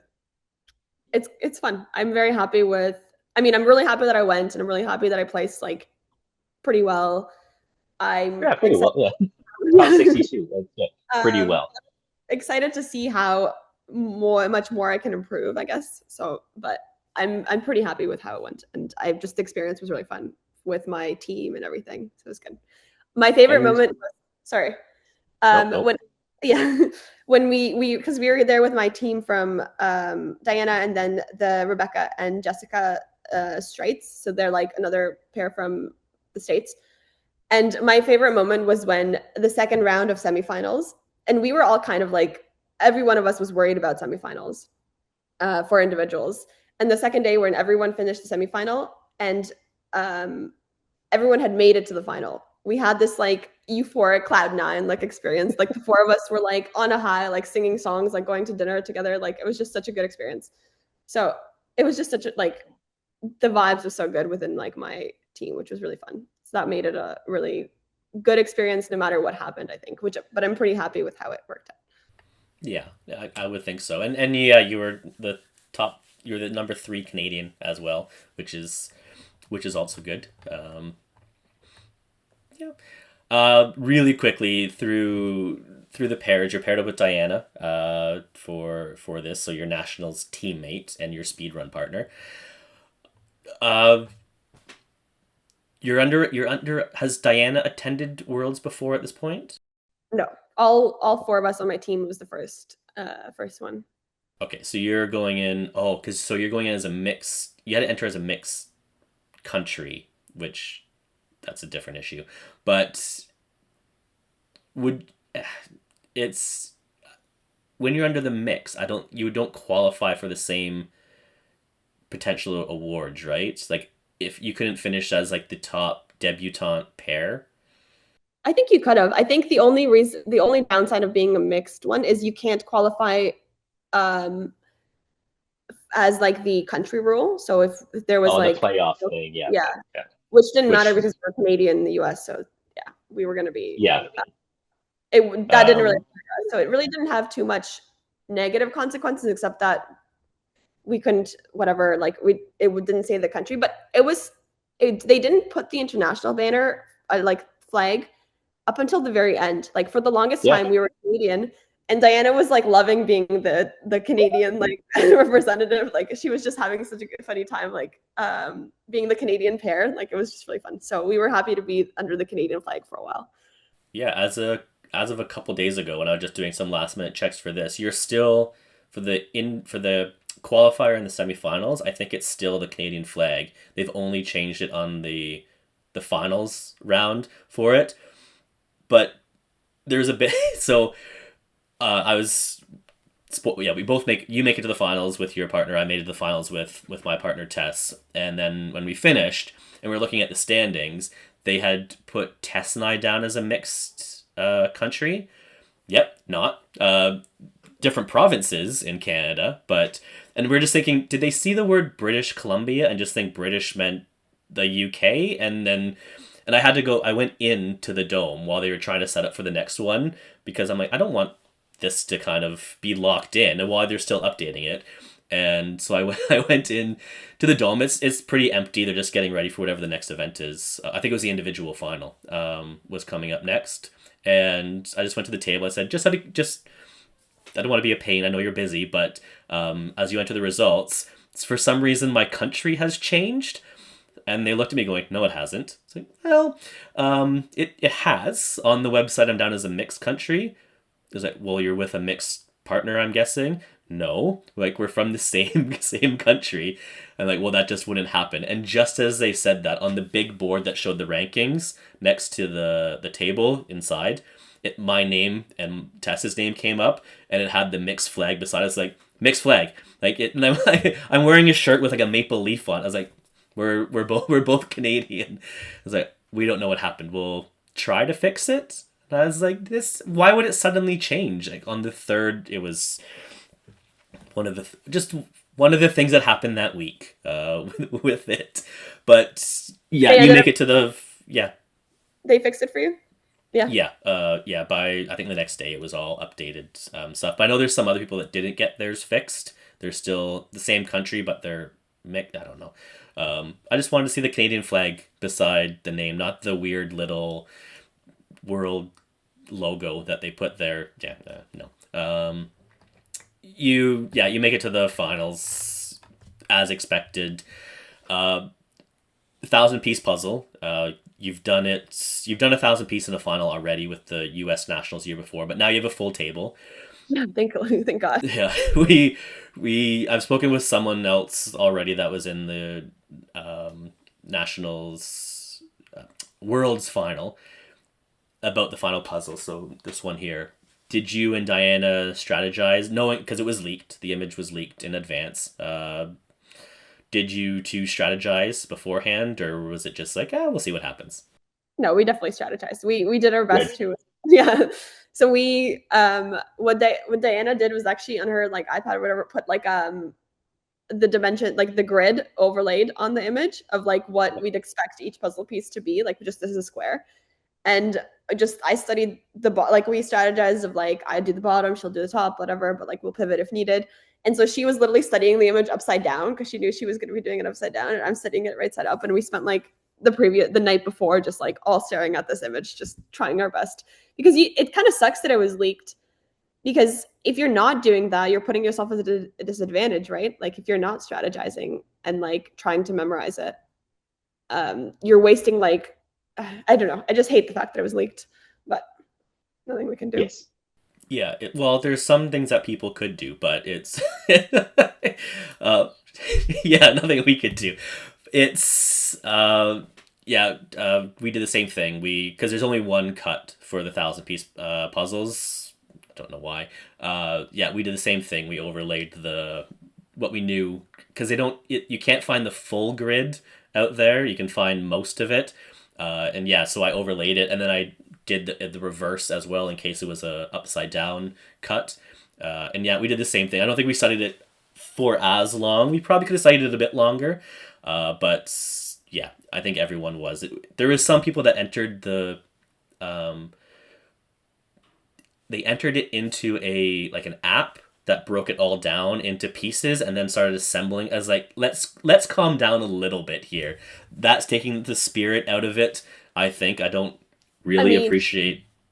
I get it if you have the opportunity. I know there is at least one, because someone sent me a picture of it. I don't know which pair it was, but they found a way to print the image large and put it over top of another 1,000-piece puzzle and cut the pieces. So they were able to do the full 1,000-piece puzzle in advance. I don't know how they found a place to do that on Saturday morning and then had the time to cut those pieces out in time to practice it, but they did. Yeah, I know it wasn't the winners that did it, so that makes me feel better. If they had won, that wouldn't have been great. But like, you finished one that like helped them get a couple of places up, right? Like it's crazy. Definitely. The fact that it was leaked just made it homework. You know what I mean? Like you kind of have to like now you're like, okay, now I can't just hang out and like practice random things. I have to like do this homework, or else it's possible that like maybe we could have come whatever, but like somebody else did their homework and like came. Yeah, it was annoying. Anyway. And well, it paid off for you because you finished in 20th, top 20 in the world for pairs. No follow-up questions really for that. That's just well done. It's great, top 20. I can't imagine how you wouldn't be happy about that. And then teams, just really quickly with the teams. In the qualifying round, we picked two of the four puzzles in there. You mentioned, I read through your USAJPA interview, that during a practice session, you lost puzzle picking privileges. Definitely. I'm not going to go into why that happened, but did this apply to this competition as well? Were you told? No, just I wasn't told that, but the vibes were like whatever Iryna says, like let's just double check what she like what because I'm just not good at determining if a puzzle's easy or not. But for the final, it wasn't there was what did we do? We were in round C, I think. And it was yep. the one with Leo and Stitch, the like 60s like collage thing, the Christmas one, and then the lost places. And Yep. it wasn't too hard to pick, I think, because we were obviously not going to do the Lilo and Stitch one because it looked like hell. And then the 60s one looked good. And then we were kind of picking between the Lost Places and the Christmas one. And I think it was Diana or someone that mentioned that this kind of happened last year where there was like a really dark one, but it didn't look as dark on the image, so like cow. And she's like, Yep. if this is, a lot of people regretted picking that one. So maybe we picked the Christmas one just because the dark one is so potentially going to be really dark. And we're like, okay, sounds good. So it ended up not like, I feel like I didn't actually make a choice any time during Worlds because the postcards, the pairs one was, the options were the sloths or, Yeah. and I was like, we're not doing the sloths. So we didn't even have to choose there. And then the final one, we're like, I didn't really choose this. So it was good. The teams one, I mean. So I forgot you were in this. I forgot you were in Sloths round. That was only one team picked sloths, and I don't know what that pair was thinking. They obviously didn't go through. It was all the rounds that you were in. So you had the easy choice with the postcard, the very easy choice with not picking sloths. I don't care what the other puzzle was, unless it was the peacock puzzle. There was no other puzzle that you're gonna pick over sloths. And then so yes, round C. Ravensburger is known for darker. The puzzle itself is usually darker than the image on the box. And when I saw the abandoned show up, I own that puzzle, and I thought about maybe I should practice it before Worlds. And I realized if this shows up in teams, there's no way I am picking this dark abandoned. No, like you'd have to have the full series, all four of the abandoned puzzles, for me to have to pick one of them. There'd be no way. So I didn't practice it. And then, but I wasn't in that round. The main reason, the cow as well from the year before, if you're later into the evening and it gets darker, that can make an issue.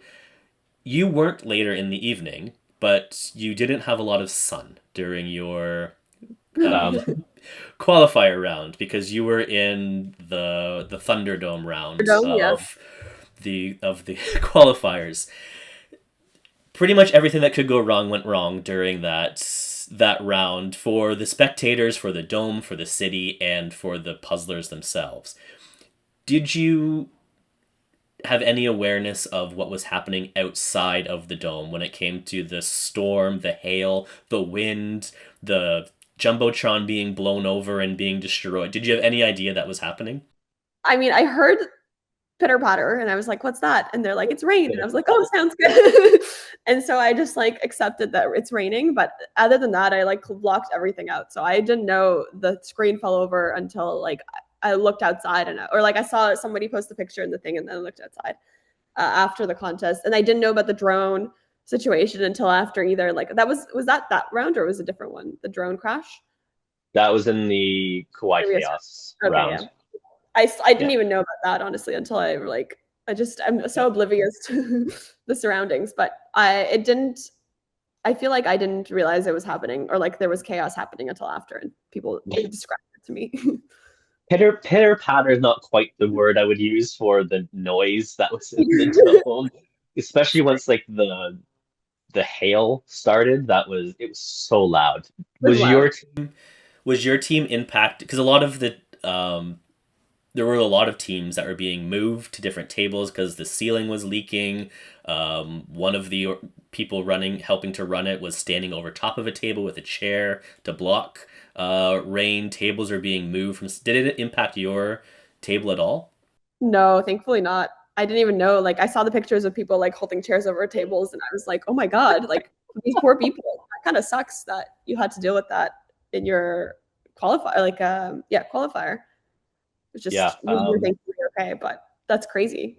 Yeah, you make it through anyways, eighth place in your qualifying round, and then you finish 12th overall in the finals, which is great. Third best American team though, so need to improve on that. We want to have we want to have a Canadian on the top American team, which would be hilarious to see.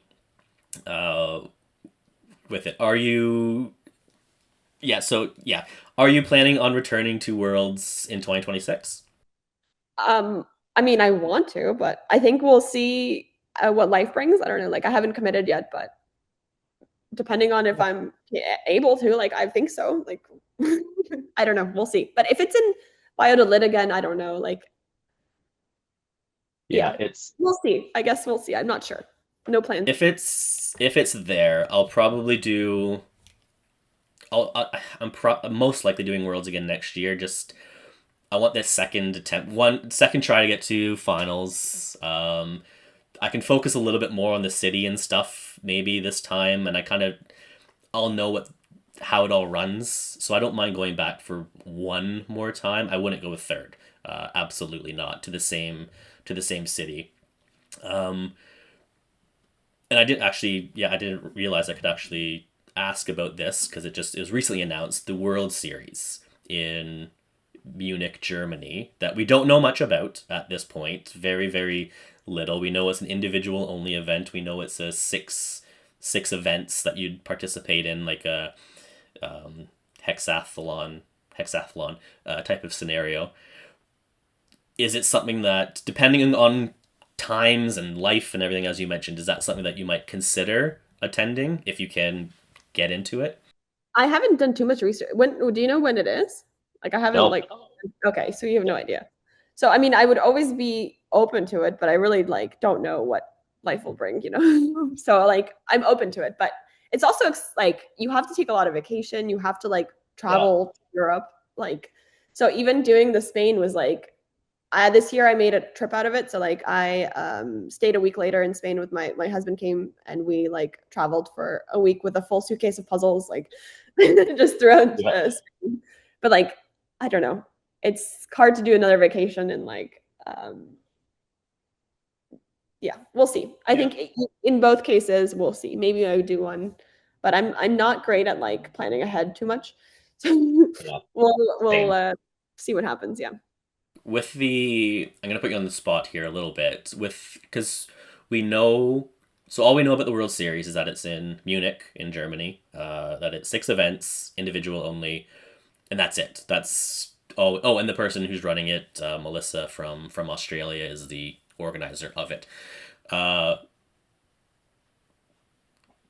when it comes to we don't know anything about what the six events are. Is there like a unique or a type of event that you would like to see in this type of scenario, other than here's a 500-piece Ravensburger puzzle? Six Um, times. I'm not good at being creative with like contest types, but I think I mean the most important thing is that they're new puzzles. I think that's like the thing. But within the actual events, like and they're all individual, like it'd be kind of Yeah. fun if we did something like I don't know, you have to do it upside down or something. I don't know. I don't think there is something that I can think of that I would like want to see, but I would be open to like new things that are like kind of fun, you know? If that makes sense. I'm not Yeah. good at coming up with them, but Yeah, I think there's a lot of speculation right now on what they could possibly be. Like um, at the time of the recording of this, a few last week, I posted my hopeful predictions of what events could look like, and I think I gave like 11 or 12 different events on there, and most people in the comments or responding going, no, they're not going to do anything creative type of stuff like that. Here's a it's just going to be six 500-piece puzzles that look slightly different or maybe different brands at most, but I really hope they put something else out there, like a wooden puzzle or a 3D puzzle, or I think what's something else I said, finish as many 100-piece puzzles in like 30 minutes as you can type of thing, where it's, yeah. We'll see. understand what that could be fun. I mean, I would love for a little bit of creativity, like just try something new. We'll see if they do it, but that's a good idea to put into the world and see if they take it, something advice. Yeah, there's not much left on here. It might be under 2 hours. Wow. We talked about all the national stuff. I'm assuming you're gonna do U.S. nationals again in 2026. Do we know where it is yet? It's in Atlanta, apparently. Okay. Oh, right. Yeah, I did see that. So yeah, Mhm. Atlanta. Again, a far A little flight. bit of a A little bit. fly. Are there any other nationals you're considering? Canadian nationals in I think 2026? I want to. Yeah, I think I will. I've been trying to convince Rachel to do it, so we'll see if she says yes. But because it's near where my parents live. My parents live in Mississauga, so like I could literally stay at home and like I don't know. So I want to go to nationals, and then we've talked with Caitlin from here too that maybe we can like team up and like have a Bay Area nationals team. So we'll see. But it's still all up in the air. I want to is the final answer. We'll see. Still February is a sign up. Um, it does. I don't know how fast U.S. nationals go, but the Canadian nationals sell out in like minutes with it. I had a text pop up while we were talking here. The Western regionals for Canada went on sale about an hour and a half ago. Um, I'm not going to that because it's very expensive to fly across Canada, so not worth it for me to do that. But our Western regionals sold out in 8 minutes, from start to finish. Like that's how fast our competitions go. And people, yeah, it was. I know quite a few people that are flying across the country to do that, and there's a lot of them going to the UK nationals this year. There's people that have signed up to a competition in France. The Canadians are just spreading out everywhere, it seems, which I love to see. And yes, if I had the time and money and resources to do that, I would. But It's just ended Um, up being more expensive of a hobby than I wanted it to be when I started. yes, yeah. Like I'm looking at looking at the shelf behind me. Like yeah, there's that 8 puzzles here on display, but you can see all the puzzles across here. This will probably be cut out when I do the editing, or the cropping on there. There's a shelf below me that's full of it, and then on the other side of the room there must be, I don't know, 200 other puzzles staring at me right now, and it's just I have spent a lot in the last 2 years on this, and there's no money coming in for puzzles. Like it's just yeah, it's just out. Yeah, so yeah, I'm just gonna finish up with a couple last questions on here to close out the time. One thing that I do on this channel is kind of like little lessons, speed puzzling 101 for like those beginner type of speed puzzlers, or those that are very good and just want maybe a different way of looking at things. I ask everyone that's been on here if there's a challenge or suggestion that you might recommend that you want to propose to me that I could showcase on the channel or just do on my own.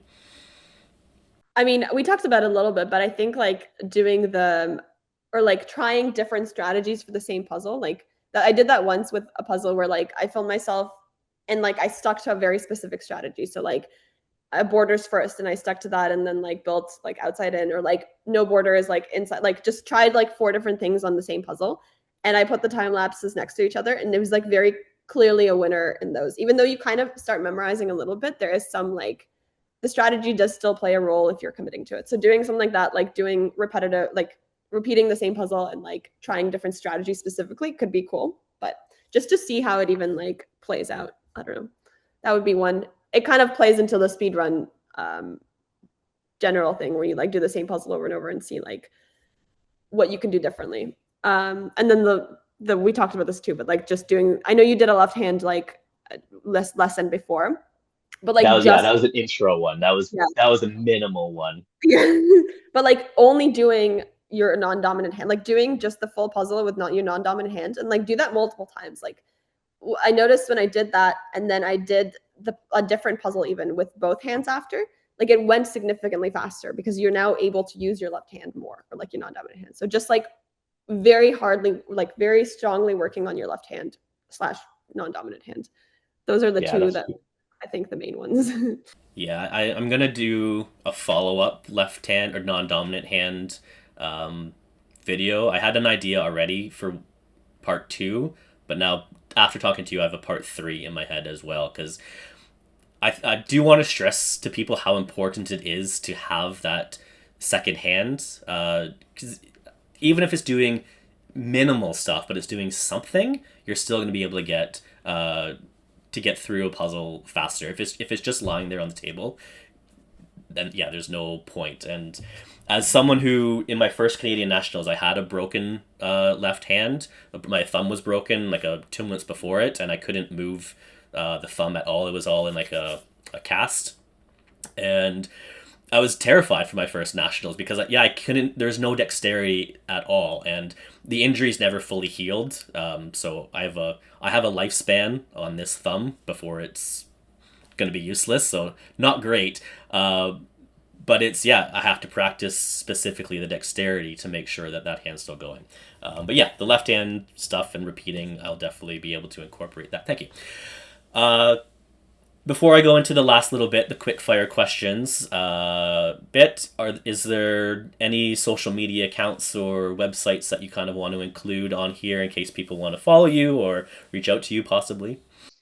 Yeah, so my Instagram is iryna.puzzles. It's very easy. And then me and Rachel also made a pair TikTok/Instagram when we first started, which was really fun. So rachel.iryna puzzles, I think. But mostly I've been just on my individual one, but maybe we'll come back to that when we're practicing for nationals again. So those are the two main ones. Mm-hmm. So those will both be in the description below on there. Thank you for that. And then yeah, just finishing off with the quick fire questions. I've sent them to you in advance. We're just gonna go through them and we'll see how these go. All right. What is your favorite puzzle brand? Again, I saw the questions. I tried to prep, but I don't. So favorite brand, I have the most Ravensburgers, and I practice those most. But I think my favorite brands that like my favorite kinds of pieces are like the velvety, super velvety, like very smooth pieces. So like Calypto and Art and Fable are really good. If you ever tried them, they're like just so like the feel of them is just so cool. So those are like whenever I do any of those, I'm like in another world. They're just so nice. So those are like probably my favorite because of how they feel. Good. It's nice not to hear Ravensburger or Cobble Hill. It's the same ones all the time. I like that. Your favorite piece count? 500 right now for sure, just because it goes fast. But I remember when we were doing like our initial, when we were like just having fun with Rachel and like buying puzzles, then I would just like shun on the 500. Is like, who does 500? It's like they're so slow. I mean, they go so fast. Like they're like, I want it to last longer, you know. But now I'm like, 500 is so much faster. So yeah, for sure. Your favorite cut style? Probably grid, but I don't hate random cut though. I know some people are like really anti, but because I guess maybe the Cobble Hill like rainbow cats trained me well for that. But like proper random cuts, not the newer versions. You mean? Yes. Yeah. Like really random, yeah. Mm-hmm. Your favorite speed puzzle event?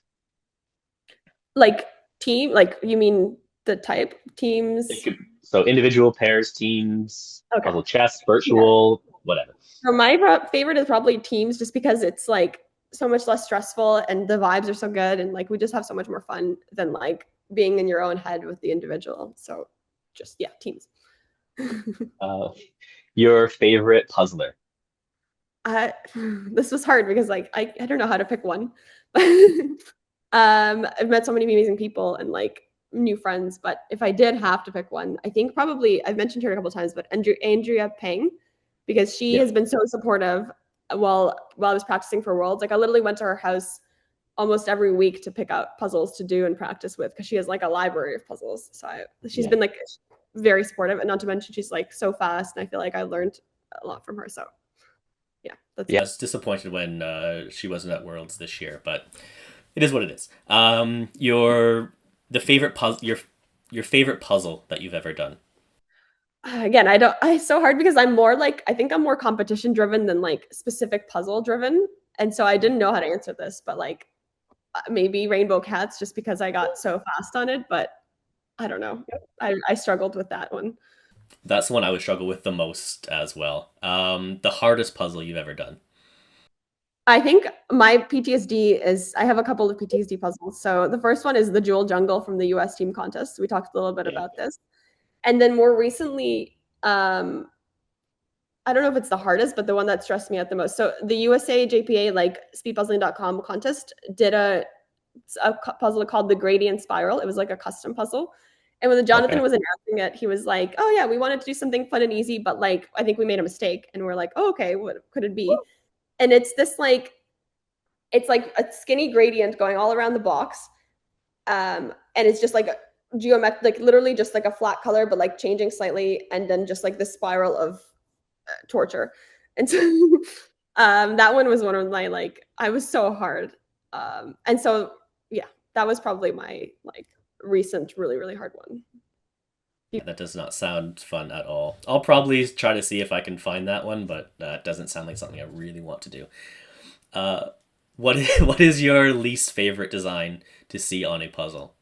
Like fur, flowers, that's I think based on my last like my least favorite ones are like the flat geometric color blocks. So like the gradient spiral or even the like jewel jungle, they all kind of have a similar theme of like very flat colors, but like geometric blocks of flat colors. So that definitely is my least favorite type of puzzle. And then if I had to pick something else, I think a lot of small flowers, like large chunks of small flowers, I Yeah. hate. Yeah. But and your favorite puzzle moment. I think I mentioned both of these actually during the talk. But when we got to do the rainbow cats with both Diana and Nicole in Portland, it was just such like a full circle moment in a way. Like we had such a good it was nice to meet Nicole first of all, but then like just doing the puzzle and like being so fast at it, it felt really good. And then the other one was like our puzzle camp at Team's puzzle camp at Worlds. It's just like we had this tiny kitchen that we expanded the table and it expanded the whole kitchen. And we were all like doing these puzzles in this like tiny kitchen in Spain, like practicing. And then like we just it was really fun. We made like friendship bracelets and it's a good time. Last couple, your favorite way to get new puzzles. So I basically the only ways I get puzzles are from puzzle swaps and contests, and then you just swap the contest puzzles. So if you guys don't have you should we have one like every quarter organized by a couple people like Becca Taylor. She like everyone goes to parking lot, opens their trunks, and everyone like swaps puzzles between each other. So that's the best way to get puzzles for me. Yeah, I wish we had more of that here because I just keep getting new ones and it's just I have way too many. I need to get rid of them. Last question: a dream puzzle that you've not done but you wish you could. So I think Kawaii Chaos is my dream puzzle that I want to do, but I haven't yet because I'm stressed out by it. So that's gonna be but because it is like I think it'll be really fast, but we'll see. So I would assume so. But yeah, that's all the questions. Again, time always goes by so quickly on these types of things. It's been nice that you've been joining the online virtual bring your own puzzle stuff in the Canada Speed Puzzlers thing. It's nice seeing for the West Coast ones that we have. It's nice seeing you show up for those ones, being that Canadian. Yeah, it's just nice to see. But yeah, it was great talking with you and so many interesting things, especially the speedrun aspect. And yeah, thank you so much, Iryna, for joining me. Yeah, thank you for having me. This was fun. Nice to talk to you. Excellent, and yeah, I'm sure we'll talk soon as well. So yeah, thanks. Maybe I'll have a good rest of the day. Yeah, we'll see you at Canadian Nationals.